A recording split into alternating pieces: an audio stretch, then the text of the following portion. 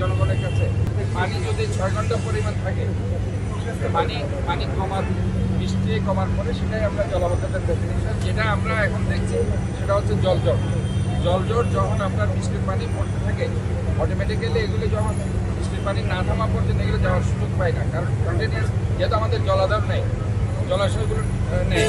Even আমাদের যে rain water harvest recycling যে ট্রিটমেন্ট প্ল্যান্ট আমরা করতে বলছি সিডিএর সাথে, সেটা আমাদের একটা নতুন একটা প্রজেক্ট, সেটা আমরা ট্রাই করছি এই পানিগুলোকে ধারণ করার জন্য।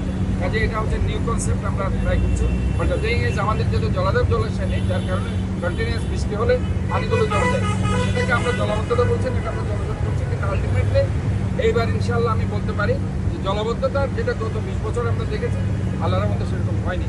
এবং জনগণকে আমি জিজ্ঞেস করি, আমি যাই জনগণের কাছে, তাদেরকে তৃণমূল পর্যায়ে শুধুমাত্র হাজের কুল এলাকা একটা জায়গা 3 নম্বর ওয়ার্ডে আছে, যেটাতে আশেপাশে পানিগুলো যেতে পারছে না, ওইটা জলাবদ্ধতার একটা অংশ আমি দেখেছি।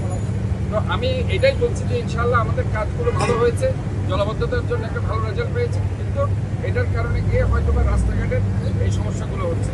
বাট রাস্তাঘাটের এই কাজ আমাদের কন্টিনিউয়াস প্রসেস, আমাদের এটা করতে হবে। ইভেন পুরো রাস্তাটায় ভারী বর্ষণের কারণে খানাখন্দ হয়ে গেছে, আমি দেখেছি। আমার ইঞ্জিনিয়ারকে অলরেডি আমি বলে দিয়েছি সারা চট্টগ্রাম শহরে এই বৃষ্টির কারণে যেগুলো খানাখন্দ হয়েছে সেগুলো ঠিক করে দেওয়ার জন্য। তবে এখানে যেটা সমস্যা, কাজগুলো আসলে কন্টিনিউয়াস করা যাচ্ছে না, যেহেতু মাঝে মধ্যে ভারী বর্ষণ হচ্ছে এবং এই যে কাজগুলো এখানে আপনার বিভিন্ন সমস্যা হয়ে যাচ্ছে।